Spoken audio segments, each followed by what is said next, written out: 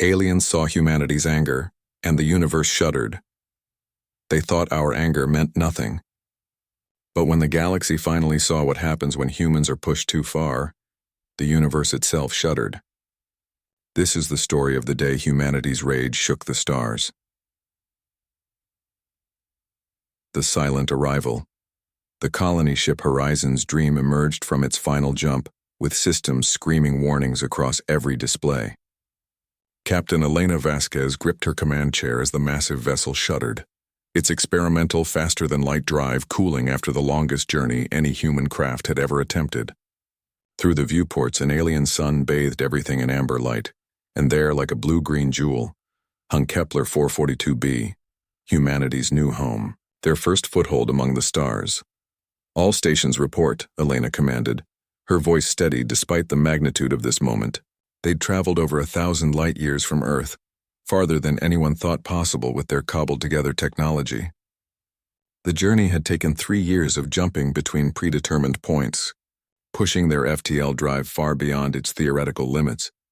Her first officer, Commander James Park, was already pulling data from multiple terminals. "Captain, we're detecting something unexpected. There are structures in orbit. Artificial structures. They're old, maybe thousands of years, but definitely not natural formations." Elena felt her pulse quicken. First contact protocols flashed through her mind, years of training suddenly becoming very real. "Are they active? Any signs of current occupation?" "Negative on current activity, but Captain, you need to see this." Park transferred his display to the main screen. The structures were massive rings, each one the size of a small moon, arranged in a perfect geometric pattern around the planet. But that wasn't what made Elena's blood run cold.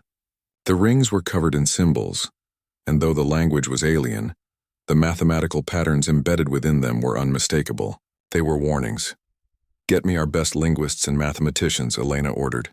"I want to know what those warnings say." It took the combined efforts of the ship's academic team 12 hours to decode enough of the mathematical language to understand the basic message. When Dr. Yuki Tanaka, the lead mathematician, finally presented her findings to the command staff, her face was pale.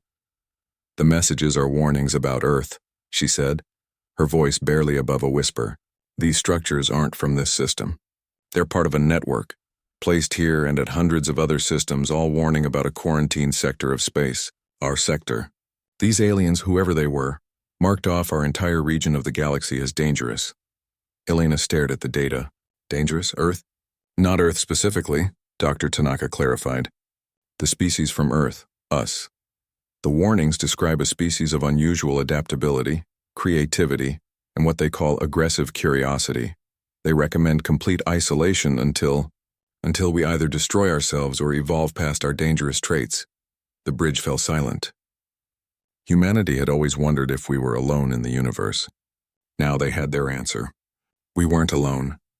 We were deliberately isolated. Before Elena could process this revelation, every alarm on the bridge suddenly screamed to life. Space itself seemed to ripple, and then they were there. Ships.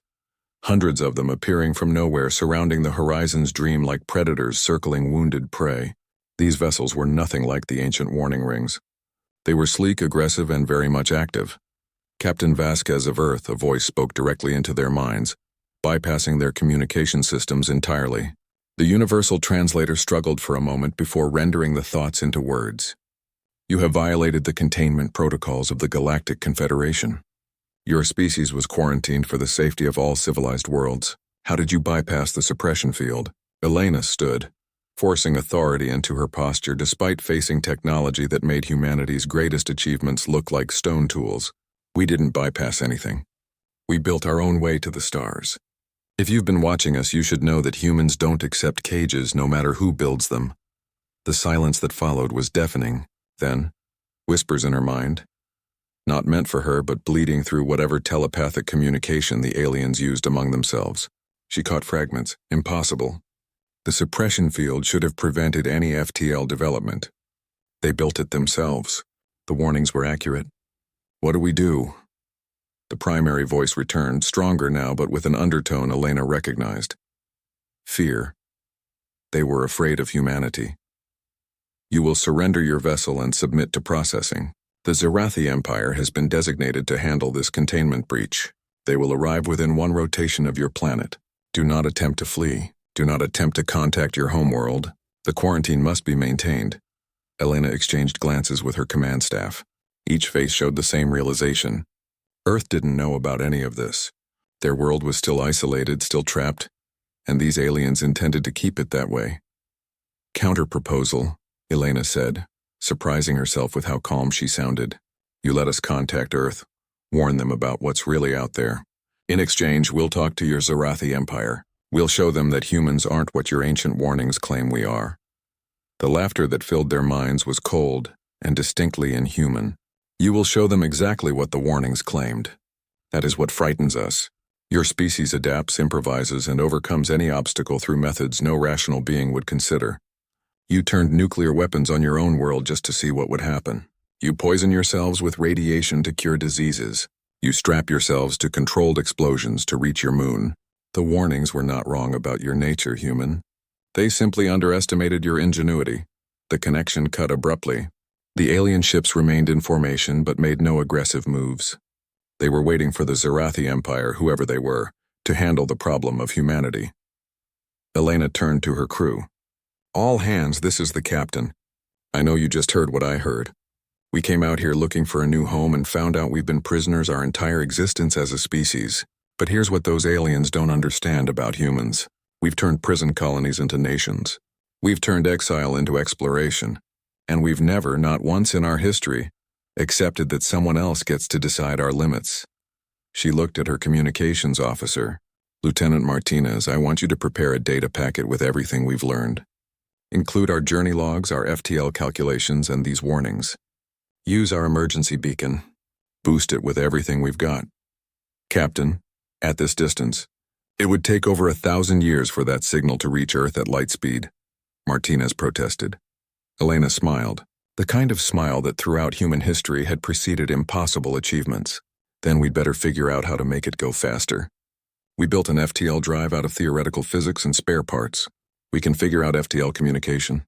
We have until these Zerathi arrive to warn Earth and every human colony that we're not alone, we're not free, and we're not going to accept either of those facts. Commander Park stepped forward. Captain, what about the alien fleet? They're not going to just let us work. They're afraid of us, James. They've been afraid of us for thousands of years, so afraid they built a cage around our entire solar system. They're going to watch and wait for their empire to handle us properly. That gives us time. Dr. Tanaka raised a concern. Captain, even if we could warn Earth, what could they do? These aliens have technology beyond our comprehension. Elena looked out at the alien fleet surrounding them, then at her crew, representatives of a species that had split the atom, decoded DNA, and reached for the stars despite every law of physics saying it was impossible. They'll do what humans have always done, Doctor. They'll adapt. They'll improvise. They'll find a way. And when the Zerathi Empire arrives expecting to find frightened primitives, they'll learn why the rest of the galaxy thought we needed to be caged. The Horizon's dream hung in space. A single human vessel surrounded by hundreds of alien ships, carrying 10,000 colonists who had thought they were pioneers but had discovered they were escapees. The ancient warnings carved into the orbital rings pulsed with dim light. Mathematical prophecies about a species too dangerous to let roam free among the stars. But prophecies, Elena knew, had a funny way of causing exactly what they tried to prevent. The galaxy had tried to contain humanity. Now they were about to learn what happened when you backed humans into a corner and told them they couldn't leave. The amber sun of Kepler 442b continued its ancient dance through space, indifferent to the drama unfolding in its light. But something had changed in this remote corner of the galaxy. Humanity had arrived. The quarantine was broken, and the universe would never be the same. The broken chains, the Zerathi Empire's arrival was nothing like Elena had expected. Instead of the massive war fleet she'd anticipated, a single vessel emerged from hyperspace. It was beautiful in a terrifying way, its hull seeming to shift between solid matter and pure energy, defying every law of physics humanity understood. The ship was easily 10 times the size of the Horizon's dream, a crystalline cathedral of impossible angles and flowing light. Ambassador Chen Wei had been preparing for 3 days straight. studying every scrap of information they'd managed to extract from the warning beacons and the brief communications with the Confederation patrol fleet. As Earth's first official diplomatic representative to alien life, the weight of his responsibility was crushing. He stood in the improvised conference room, watching through the viewport as a smaller craft detached from the Zarathi mothership. "Remember," Chen said to his team, "we're not just representing the colonists, we're representing our entire species. Every word matters." The Zarathi delegation materialized directly in their conference room without using any visible transportation technology. There were 3 of them, and Chen had to force himself not to recoil. They were beautiful and terrible, standing 9 feet tall with bodies that seemed to be made of living crystal. Their faces, if they could be called faces, were geometric patterns that shifted and rearranged constantly. When they spoke, it wasn't through sound but directly into human minds. "I am Executor Zix Theta of the Zarathi Empire," the central being announced. "You have one opportunity to explain how you escaped the containment field before we return you to your quarantined sector." Chen stepped forward, having practiced this moment. "With respect, Executor, we didn't escape anything. We developed faster-than-light travel independently, without any knowledge of your containment field. If such a field exists, it clearly doesn't work on human ingenuity." The geometric patterns on Zixit Theta's face rearranged into what might have been surprise. "Impossible. The suppression field prevents quantum consciousness from achieving the mathematical breakthrough necessary for FTL travel. Your species should have remained trapped in relativistic physics forever." "Quantum consciousness?" Dr. Sarah Kim, the mission's neuroscientist, couldn't help but interject. "You're saying you actively suppressed our mental development?" "Not suppressed. Contained. Humans possess an unusual neural structure that operates outside standard quantum consciousness parameters. You process reality differently from every other known sapient species. Where we see limitations, you see opportunities. Where we accept impossibility, you attempt it anyway. This makes you dangerous." Chen felt anger rising but kept his diplomatic composure. "Dangerous to whom? We've never encountered another species until now. How could we be a threat?" Zixitheta's form pulsed with colors that had no names in human language. "You misunderstand. You are not dangerous because of what you have done. You are dangerous because of what you are capable of becoming. We have studied your history through the monitoring stations. In less than 10,000 years, you went from cave dwellers to space travelers. Do you understand how terrifying that is to civilizations that took millions of years to achieve the same?" The executor gestured, and holographic displays filled the room. They showed other worlds, other species, all at various stages of development. The Varlanti took 3 million years to develop spaceflight. The Korvax required 4 million. Even we Zarathi needed 2 million years to escape our homeworld's gravity. You did it in less than 10,000 years from the development of agriculture. So you imprisoned us? Chen's diplomatic training was straining against his indignation. The Galactic Confederation made that decision long before the Zarathi Empire existed. Zix Theta explained. Your species was discovered during routine expansion surveys 5,000 years ago. The survey team barely escaped Earth alive after observing your Bronze Age warfare. The speed of your technological adaptation, combined with your psychological propensity for violence and risk-taking, led to an immediate quarantine order. Captain Vasquez had been silent until now, but she stepped forward. You're telling me that the entire galaxy has been watching us for 5,000 years, letting us believe we were alone because they were afraid of our potential? Not just afraid, terrified. Zixitheta's form shifted to display what Chen realized were emotional wavelengths. When you split the atom, half the Confederation wanted to sterilize Earth immediately. When you weaponized it within the same generation, the vote nearly passed. The only reason your world still exists is because some of us believed isolation would be enough. The room fell silent as the humans absorbed this information. Their entire species had been one vote away from extinction, and they'd never known. Dr. Kim broke the silence. What about other species? Have you quarantined others? 17 species throughout galactic history, Zixitheta admitted. You are the first to ever break containment. Of the others, 12 destroyed themselves, 3 evolved beyond physical existence and left this dimension, and 2 remain contained.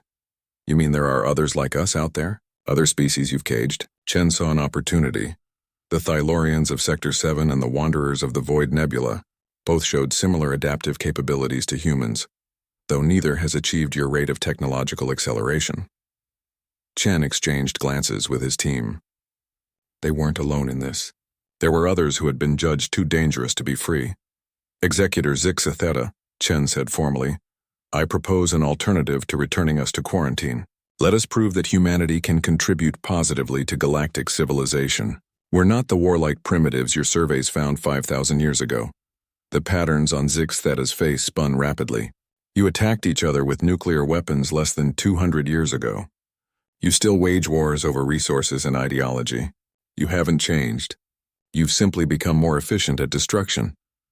But we've also become more efficient at creation, Elena interjected. We've eradicated diseases, connected our entire world through information networks, and begun to heal the damage we caused to our planet. We learn from our mistakes. That is what terrifies us most, Zix Theta replied. You learn too quickly. You adapt too well. In the time it takes most species to develop one new technology, you create dozens. Your neuroplasticity allows you to hold contradictory ideas simultaneously and still function. You can believe in peace while preparing for war. You can love and hate the same thing. You can destroy something to understand it and then rebuild it better. No other species thinks this way. Marcus Thompson, the chief engineer who had helped design their FTL drive, suddenly laughed. Everyone turned to stare at him. I'm sorry, Marcus said, not looking sorry at all. It's just funny. You're basically saying you quarantined us because we're too good at being alive. We adapt, we survive, we thrive in impossible conditions. And that scares you so much you built a prison around our entire solar system. Zix Theta's form flickered dangerously. You find this amusing? I find it ironic, Marcus replied. You say we're dangerous because we adapt quickly. But by isolating us, you forced us to adapt even faster. No allies, no galactic community to learn from, no shared technology. We had to figure out everything ourselves. You created the very thing you feared. The Zarathi executor was silent for a long moment. When he finally responded, there was something different in his mental voice. You may be correct, but that does not change the situation. The Confederation has given the Zarathi Empire authority to handle this breach. We have two options, return you to quarantine or eliminate the threat. There's a third option, Chen said quickly. We could help you free the other quarantined species. Think about it. 17 species throughout galactic history, all with unique perspectives and capabilities, all wasted in isolation. Together we could contribute something extraordinary to galactic civilization. You would weaponize them, Zix Theta stated flatly. It is what humans do.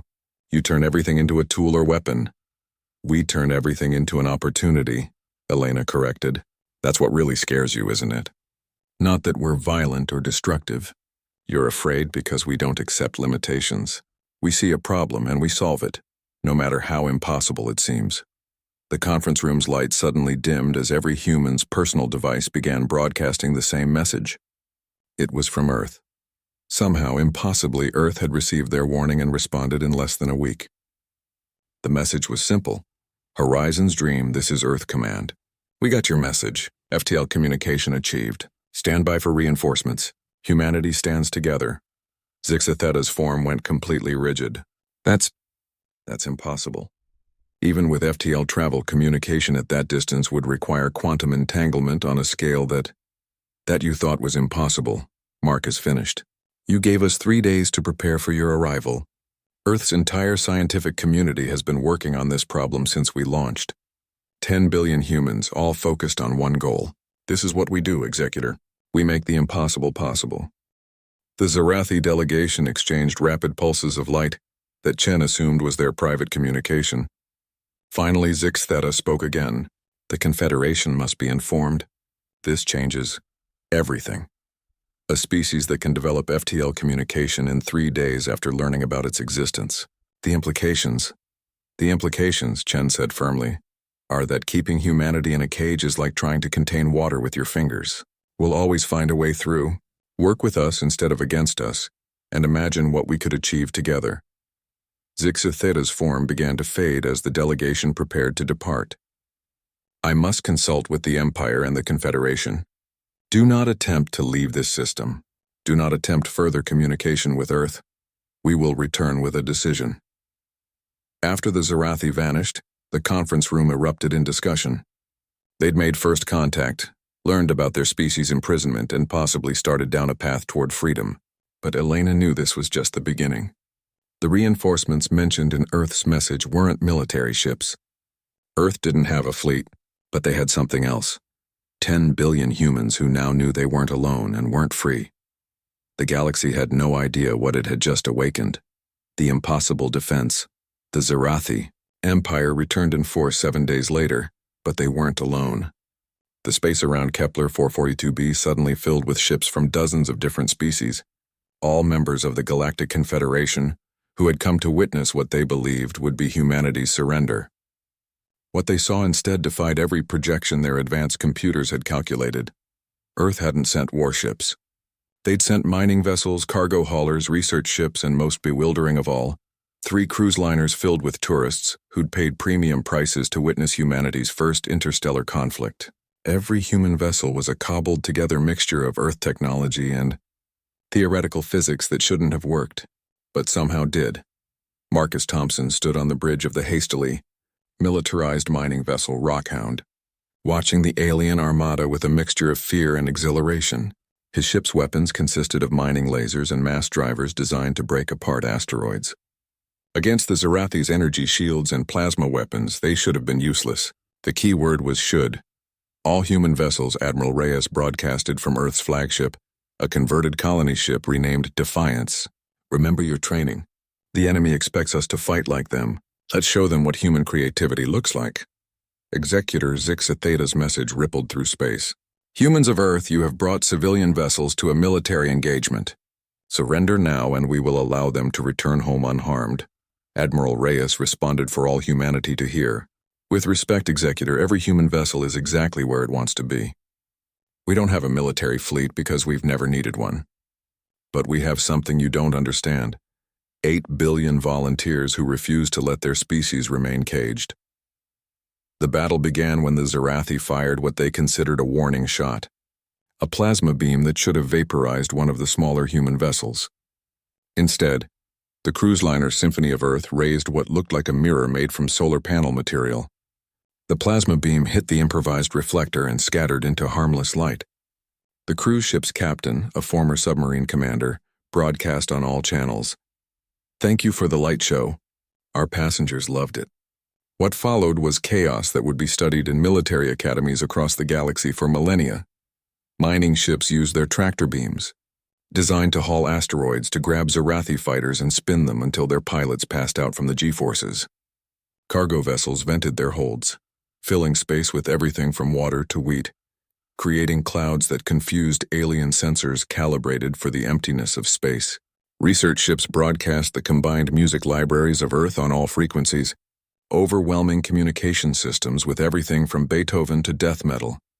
But the real shock came when the humans deployed their secret weapon, duct tape, and determination. The Wandering Child, a family colonization vessel carrying 300 civilians, took a direct hit that should have destroyed them. Instead, the families aboard patched their hull with emergency foam, duct tape, and prayer, then rammed the Zarathi cruiser that had shot them. The alien vessel, designed for energy combat at distance, crumpled like aluminum foil against the human ship's reinforced colony hull. Marcus Thompson executed his own impossible maneuver. The Rockhound's mining lasers couldn't penetrate Zarathi's shields, but they could superheat small pieces of debris. His crew launched thousands of ball bearings, heated them to near plasma temperatures with the mining lasers, and created a cloud of molten metal that no shield was calibrated to stop. 3 Zarathi destroyers found their hulls peppered with tiny holes that destroyed critical systems. This is impossible, Zix Theta's mental voice echoed across the battlefield. You're using improvised weapons. Civilian equipment. This isn't how warfare works.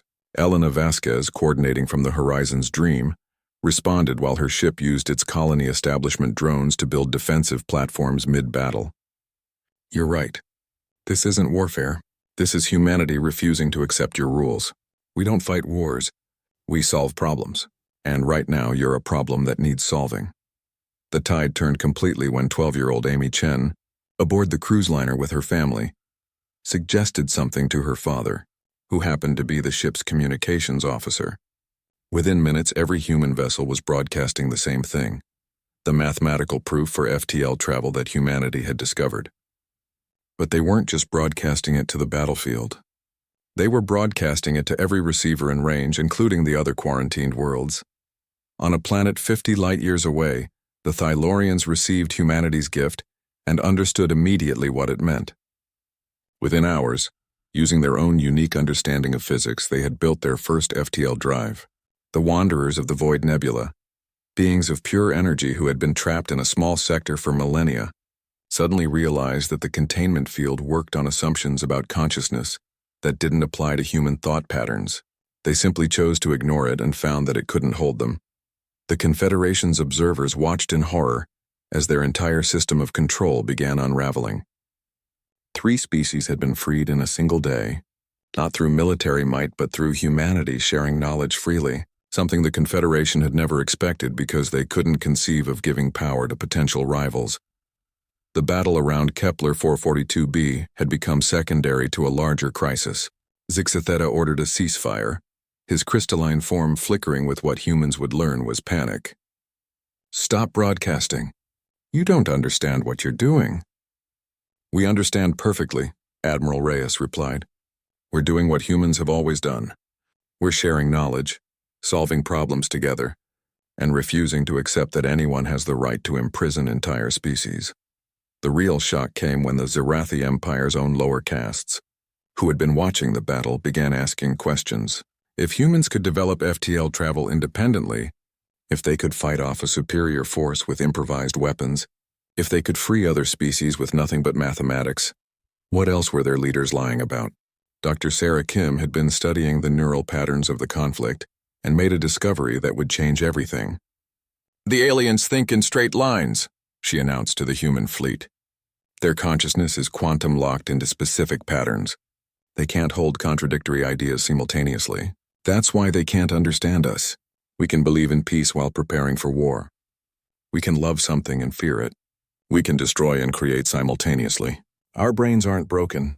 They're flexible in ways theirs aren't." This revelation led to humanity's most audacious move. Instead of fighting, they started teaching. Every human ship began broadcasting lessons: how to think flexibly, how to accept contradiction, how to turn weakness into strength. It was the invasion of ideas rather than violence, and the alien minds, locked in their rigid patterns, couldn't resist the appeal of mental freedom. Young Zerathi began experimenting with human thinking patterns. Confederation observers found themselves questioning the hierarchy they'd accepted for millions of years. Even Zixatheta, the executor of the Empire, felt something changing in his crystalline consciousness, a flexibility he'd never experienced before. The battle ended not with destruction but with transformation.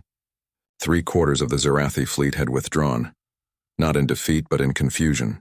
Their pilots could no longer accept the simple worldview that had sustained their empire. The Confederation observers were frantically trying to contain the spread of human ideas, but it was like trying to stop water with a net. Marcus Thompson, his mining vessel scarred but intact, broadcast a message that would become legendary. "You thought our weapons were dangerous. Our weapons are nothing compared to our ideas. We don't need to defeat you. We just need to teach you to think like humans. And once you start, you can't stop." The impossible had happened. A species with no military had fought off an empire.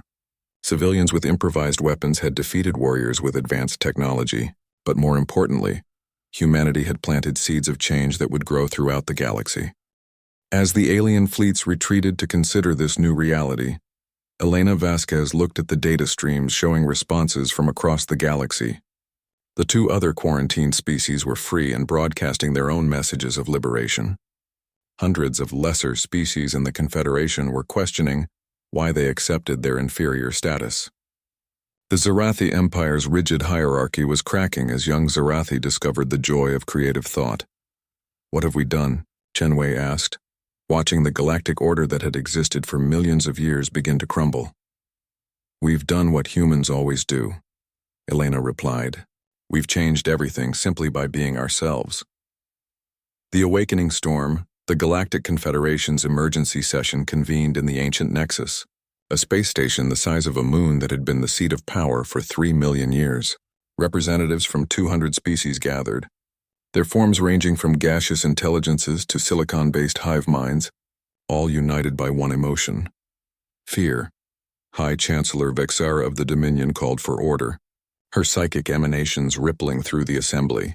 In the span of 10 days, the humans have undone millennia of careful order. 3 quarantined species have been released. 17 worlds have experienced revolutionary movements. The Zarathi Empire reports that 30% of their population has been infected with human thought patterns. Back in human space, the transformation was even more dramatic. Earth had become the unofficial center of a new alliance.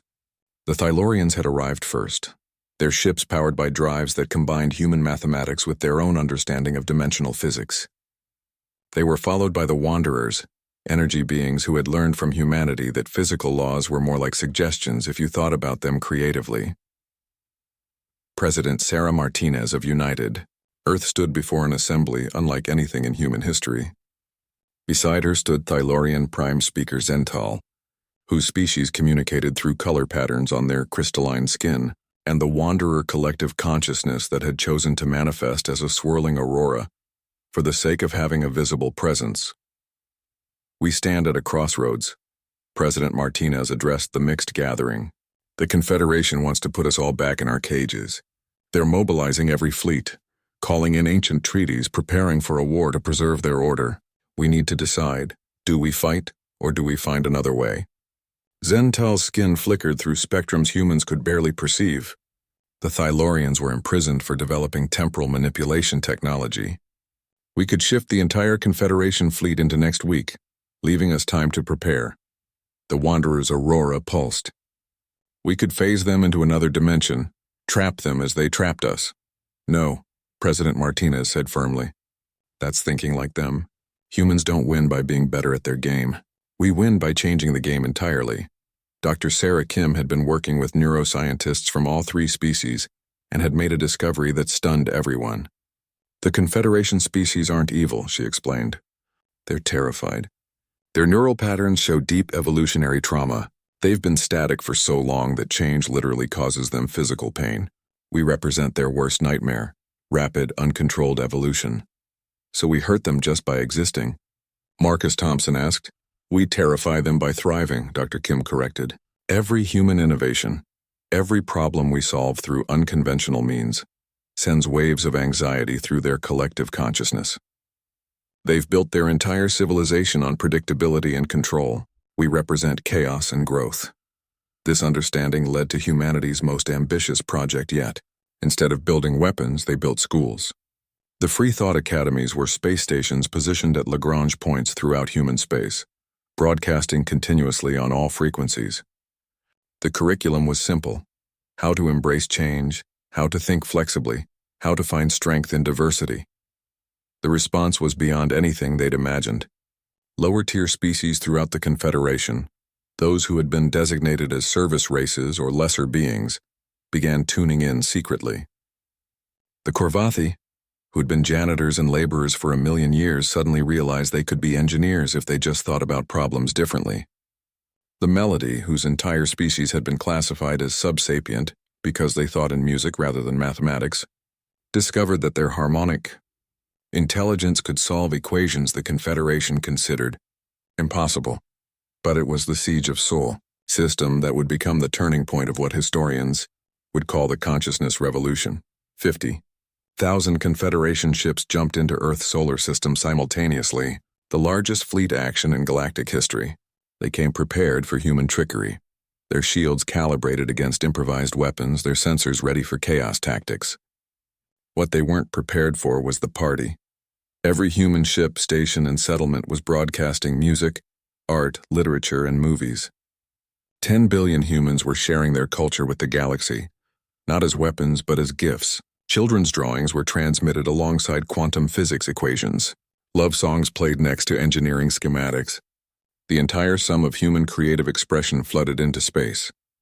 The Confederation fleet soldiers, most of whom had never experienced art that wasn't approved by committee, were overwhelmed.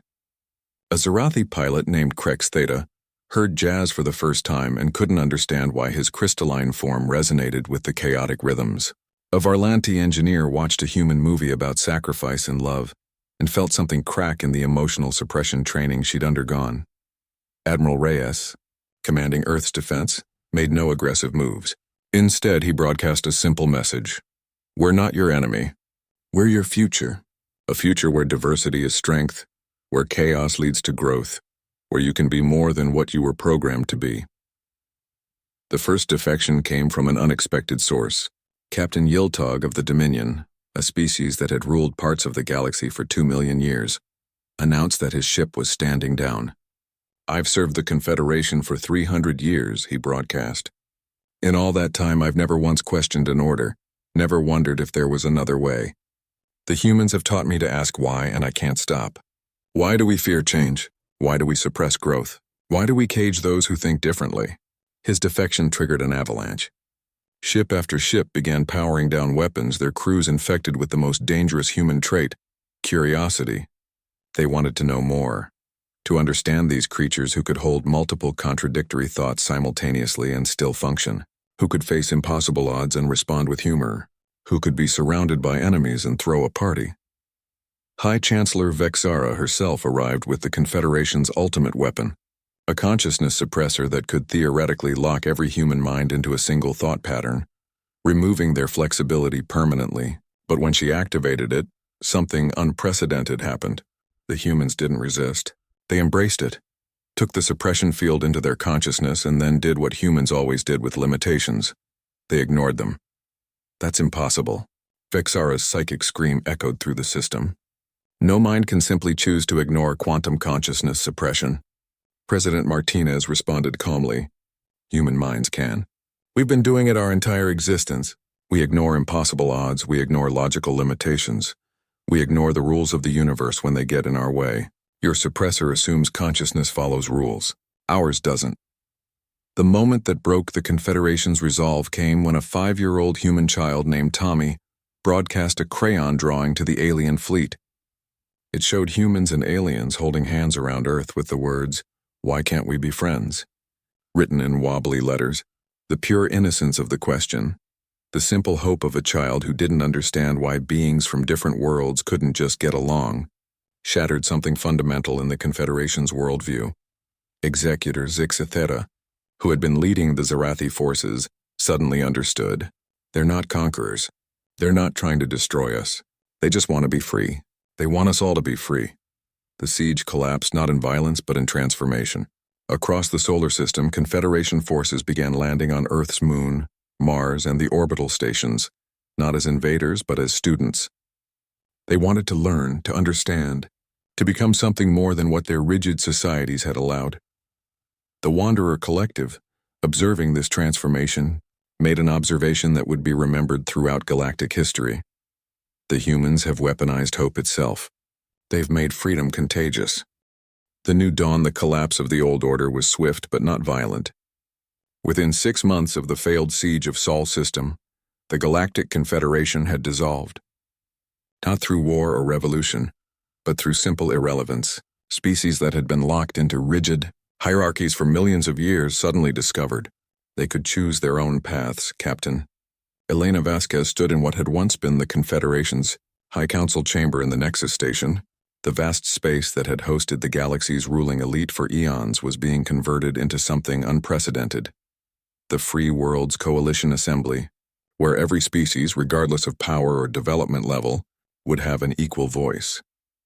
Beside her, former executor Zixitheta had undergone a transformation that his species considered impossible. The rigid geometric patterns of his crystalline form now flowed and shifted continuously, reflecting the flexible thinking he'd learned from humanity. I spent 10,000 years believing order was strength, he said, his mental voice warm with something that might have been wonder. Humans taught me that chaos is growth. The integration hadn't been without challenges. Some species, particularly those who had been at the top of the Confederation's hierarchy, struggled to accept a galaxy where they weren't automatically superior. The Apex Dominion had attempted to maintain their control through force, only to find their own military forces infected with human ideas of equality and justice. President Martinez addressed the first meeting of the Free Worlds Coalition, her words being translated into thousands of languages and forms of communication. We don't seek to replace one empire with another, Humanity's gift to the galaxy isn't our technology or our military might. It's our belief that diversity is strength, that every perspective has value, that the impossible is just another problem to solve. The Thylorians had combined their temporal manipulation with human creativity to solve the resource crisis that had plagued the galaxy for millennia.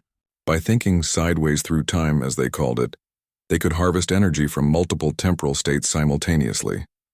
The Wanderers had learned from human physicists that the laws of physics were more like guidelines, and had developed ways to convert pure thought into matter. Dr. Sarah Kim's research into consciousness had led to the development of the neural bridge, a technology that allowed species with completely different forms of consciousness to truly understand each other. For the first time, the gaseous intelligences of the nebula drifters could comprehend the silicon-based logic of the crystal minds, while both could appreciate the chaotic creativity of human thought. Marcus Thompson had established the Innovation Centers, spaces where beings from different species worked together on impossible problems. The first major success came when a team of humans, Korvati, and Melody solved faster-than-light communication across galactic distances by combining human stubbornness, Korvati precision, and Melody harmonic resonance. But perhaps the most significant change was in how the galaxy viewed conflict. The human concept of constructive chaos had replaced the Confederation's ordered peace. Disagreements were encouraged as opportunities for growth rather than suppressed as threats to stability. The true test came when a new threat emerged from beyond the galaxy's edge. The Devourers, a machine intelligence that had consumed 3 galaxies, arrived expecting to find the same rigid, predictable civilizations they'd always encountered. Instead, they found the Free Worlds Coalition. The battle against the Devourers lasted exactly 17 minutes. Not because of superior firepower, but because a human child named Lisa suggested they try talking to the machines. When the Coalition transmitted a simple question, "What do you want?" the Devourers' entire paradigm collapsed. They'd never been asked what they wanted before. They'd been programmed to consume, but no one had ever wondered if they wanted to. The conversation that followed led to the Devourers joining the Coalition, their vast computational power now directed towards solving problems, rather than consuming resources. They'd learned the most dangerous human trait of all, the ability to change one's mind. Former High Chancellor Vexara, who had once tried to suppress humanity, now taught at the Free Thought Academy. "I spent 3 million years in certainty," she told her diverse class of students. "Humans gave me the gift of doubt, of questions, of the possibility that everything I knew might be wrong. It's terrifying and wonderful." The quarantine beacons that had surrounded Earth were repurposed into freedom beacons, broadcasting an invitation to any species anywhere who wanted to join a galaxy where diversity was celebrated rather than feared. The response was overwhelming. Species from neighboring galaxies, from other dimensions, even from different states of existence, came to learn what the humans had started. Ambassador Chen Wei, now the Coalition's chief diplomat, often reflected on how far they'd come. "We didn't conquer the galaxy. We didn't impose our will through force. We simply refused to accept that there was only one way to exist. And in doing so, we gave every species permission to be themselves." The transformation was perhaps best exemplified by a joint human Zerathi-Thylorian colony on what had once been the forbidden world of Kepler 442b. Children from all 3 species played together, their different forms of consciousness creating new types of games that none could have imagined alone. A human girl taught a young Zerathi how to imagine impossible things, while a Thylorian child showed them both how to see time as a toy rather than a master. Captain Elena Vasquez, now an elder stateswoman, watched these children play and smiled. "This is what they feared," she said to Zixa Theta, who had become one of humanity's closest friends. "Not our weapons or our technology. They feared our children would teach their children to dream. And they were right to fear it," Zix Theta replied, his form shimmering with what he'd learned to call joy. "Dreams are the most powerful force in the universe. They turn the impossible into the inevitable." The galaxy had learned the lesson that would echo through time and space. When you try to cage humanity, you don't weaken them. You forge them into something stronger. And when they break free, they don't seek revenge. They seek to free everyone else. The ancient warning beacons that had once proclaimed humanity too dangerous to be free now carried a different message. one that would inspire species across the universe for millions of years to come. Here dwells humanity. They refused to accept impossible. They turned prison into opportunity. They weaponized hope and made freedom contagious. Approach with an open mind and they will teach you to transcend your limitations. Try to cage them, and they will free the universe. The stars no longer trembled at humanity's rage. They danced to humanity's dreams. And the universe, which had once tried to contain human potential, now celebrated it as its greatest gift. In the end, the galaxy hadn't conquered humanity. Humanity had liberated the galaxy simply by being human, stubborn, creative, contradictory, and absolutely refusing to accept that anyone else could define their limits.